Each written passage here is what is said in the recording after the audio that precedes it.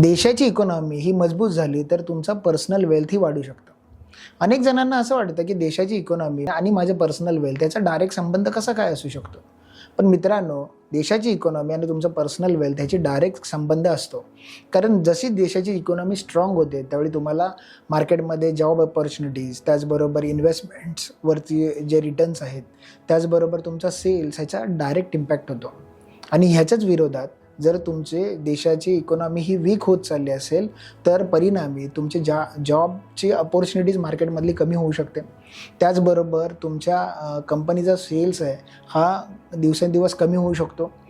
बऱ्याचशा अशा गोष्टी आहेत की ज्याच्या इन्व्हेस्टमेंटचा जो परतावा असतो, तो रिटर्न्स असतो, हा कमी होऊ शकतो.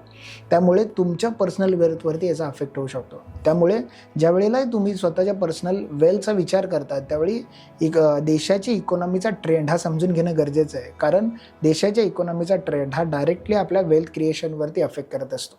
त्यामुळे देशाची इकॉनॉमीचा ट्रेंड हा समजून घ्या आणि त्या पद्धतीनेच तुमची इन्व्हेस्टमेंट हे तयार ठेवा.